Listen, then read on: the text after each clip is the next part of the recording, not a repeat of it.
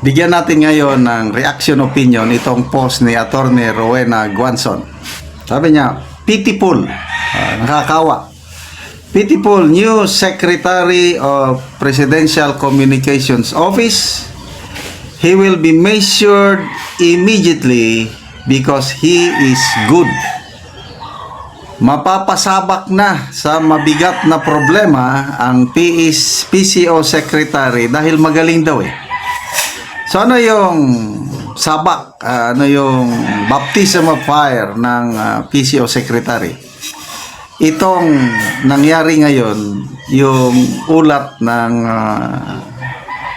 LA Medical Examiners na coke overdose ang ikinamatay ni late Paulo Tantoco, na kung saan kasama siya sa entourage o party ng First Lady nung nagpunta sila doon. So ito, malaking usapin ito.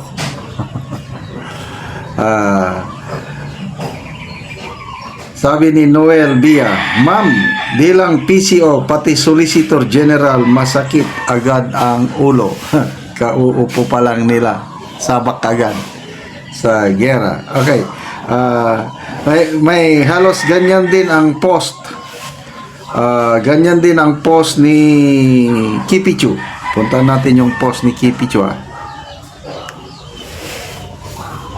na awang-awa sila kay PCO Secretary Dave Gomez. Ito, kay Kipichu.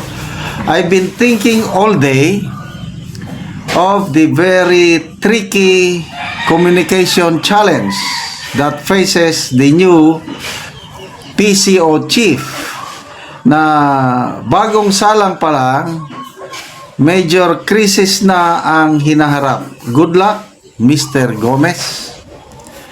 A wrong move can make the difference between this being just a public relations crisis to this being a full-blown political, even legal scandal. Me, sabi ni Cresceta, personally, if I were part of Palace Communications, I would strongly suggest to the First Lady that she face the public after the recent news about the coroner's finding. Coroner's yung medical examiner na nagsabi na coke overdose ang ikinamatay ni Mr. Tantoco. Okay. Ituloy ko lang basahin itong post ni Kipichu. Kung siya daw ang PCO, i-advise niya ang First Lady na mismo harap sa taong bayan.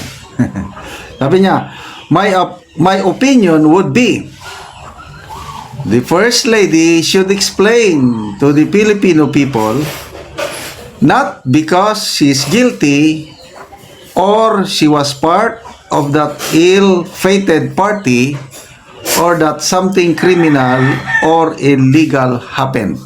So klaro ito Ang pagharap ni First Lady, kung sakasakali, it does not mean na guilty na siya, na may kinalaman siya sa pangyayari. Magpaliwanag lang. Ganon ang sinasabi ni Kitty Chu.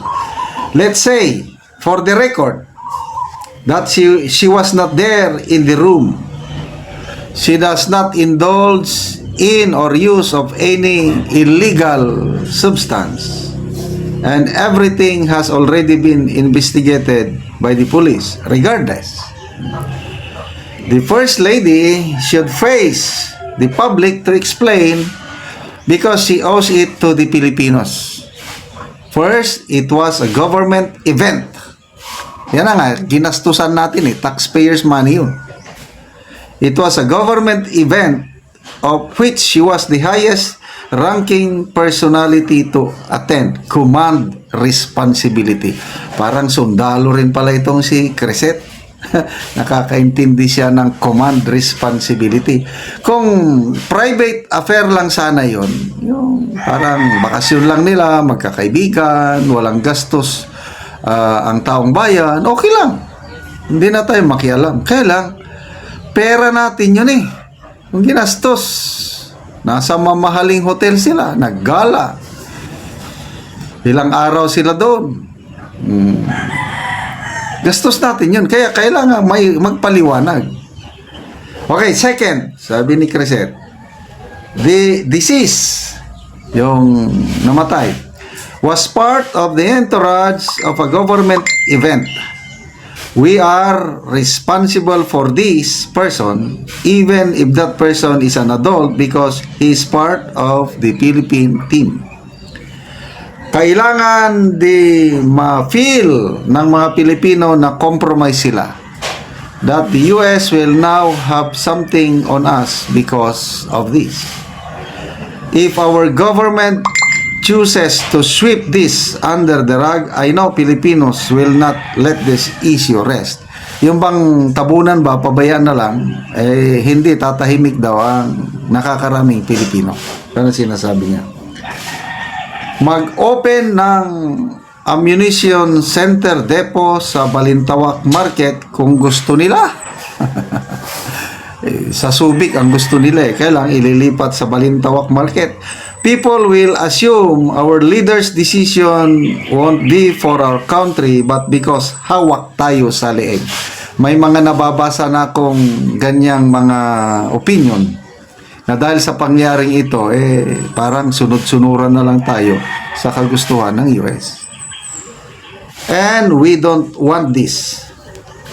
Also, for every time there's a drug bust and poor people are jailed, people will think that justice is only for the rich because the rich gets away with things like this. Resentment and doubt will follow the government if they don't act. Justice would be seen as selective. Trust will erode even further. And if the First Lady will continue represent us Filipinos in high-profile events abroad, and if there are other international appearances, she needs to be able to lay the issue to rest. I think keywords, di kasama ang legal issue, moral responsibility, humility, and sincerity. Kaya ako as palace strategist, ito ina-assume lang ni Crescent na siya yung nasa communications ng palasyo.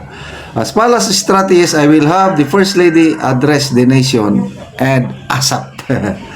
She's a lawyer naman, no worries. Kaya niya naman, she is a lawyer herself and she doesn't even need a lawyer to speak for her. Again, that's me as Palace Communications Officer. Good luck, Dave Gomez. Ano sa tingin nyo? Papayag ba ang First Lady na haharap sa tao para magpaliwanag nito? So, abangan natin ang paliwanag ng Malacanang tungkol dito.